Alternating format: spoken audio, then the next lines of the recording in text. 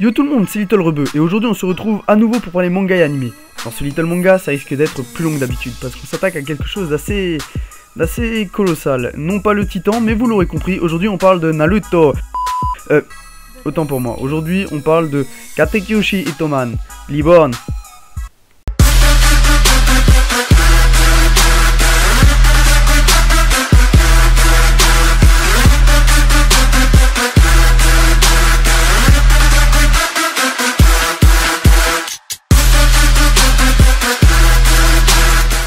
Comme dit lors de l'intro, aujourd'hui on va parler de Katekyoshi Itoman Reborn, ou en français si tu préfères, Mon prof tueur à gages Reborn.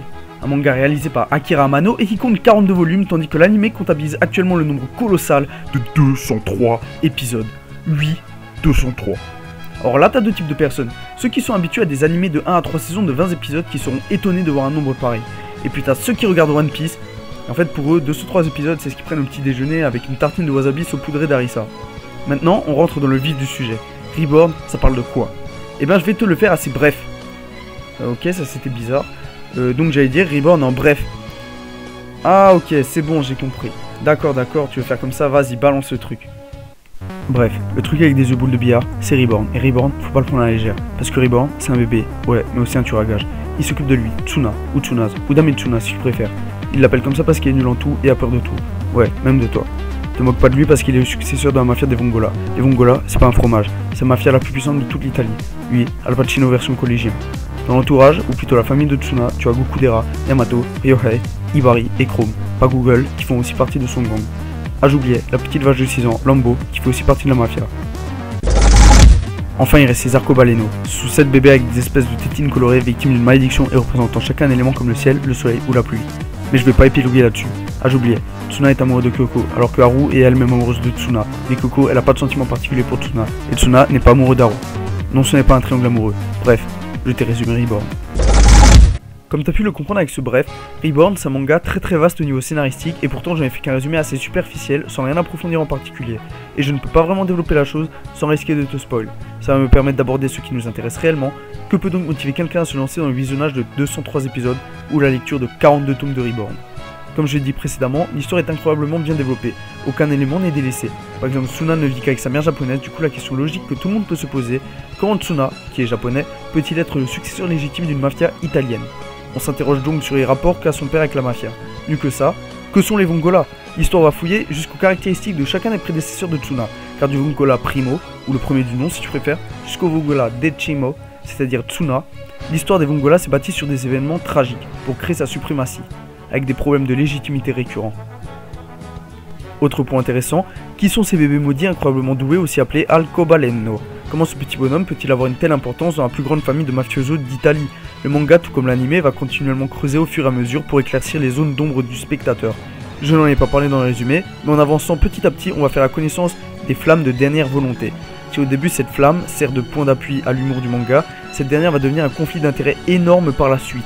Oui, si tu m'as bien suivi, j'ai parlé d'humour. Pourquoi? Parce que là aussi on touche un point fort de Reborn, sa polyvalence. Partant au départ dans un genre plutôt humoristique, dans l'anime, c'est une vingtaine d'épisodes où vous verrez Tsuna finir continuellement en calbut à l'air avec un regard de psychopathe, finissant dans des situations toujours plus dingues les unes que les autres. Devant éteindre de la dynamite, se battre avec un boxeur remonté à bloc, stopper un smash avec ses bijoux de famille, s'occuper d'un bébé vache continuellement dans la merde et rencontrer un bébé maître en arts martiaux qui explose chaque fois qu'il est gêné. Reborn multiplie les gags et l'humour avant de progressivement partir dans des thèmes plus sérieux en devenant un véritable shonen. En rentrant dans le thème du sérieux, l'histoire prend du poids, de l'ampleur, elle se muscle, l'intrigue se développe, des mystères se créent. Tsuna monte en puissance tout comme ses amis, il prend connaissance de son talent et comprend qu'il n'est pas simplement un éternel loser condamné à prendre des smashs là où il ne faut pas, mais qu'il a aussi hérité de la légendaire hyper-intuition Vongola, et particulièrement des traits de caractère du tout premier boss des Vongola, celui que l'on appelle Primo. Autre aspect important, c'est le background qui est à souligner fortement. Chaque membre de la famille de Tsuna, chaque ennemi de ce dernier, chaque intrigue que l'on découvre est parfaitement travaillée, donnant envie de s'intéresser au vécu de chacun. Ainsi vous risquez même d'apprécier certains adversaires comme la bande d'assassins loufoques des Varia et leur impitoyable boss, Xanxus, ou encore le ténébreux et terrifiant Rokudo Mukuro. Et bien sûr on n'oublie pas l'un des personnages les plus attachants, indéniablement le meilleur tueur à gages. Je parle bien sûr de Reborn, agissant comme un maître, un guide et un ami de Tsuna, Il est l'élément déclencheur de toute l'histoire, le premier à avoir le potentiel de l'héritier Vongola, celui qui va apporter la touche d'humour et celle d'action au manga. Il donne l'impression de tout savoir, de tout connaître et de tout pouvoir faire. Terrifiant mais attachant, incroyable mais hilarant. Ce bébé va vous en faire voir de toutes les couleurs, et le sous-estimer serait une grande erreur. Car sous ce chapeau se cache un tueur au sang froid et à la capacité d'analyse sans égale. Oui, Reborn en a dans le ventre. À simple titre indicatif, ayant regardé l'intégralité des épisodes, la fin était simplement à couper le souffle. À la fois touchante et étonnante, elle met parfaitement fin à plus de 200 épisodes de bonne qualité. Tu l'auras compris, Reborn c'est du lourd, c'est du fort, c'est ce qu'il faut là où il faut.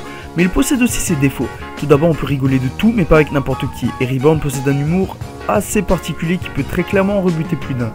Voir un collégien parrain de la mafia la plus puissante de l'Italie finir en caleçon à la fin de plus de 20 épisodes, ça peut faire rire comme ça peut sembler puéril, en fonction des goûts de chacun.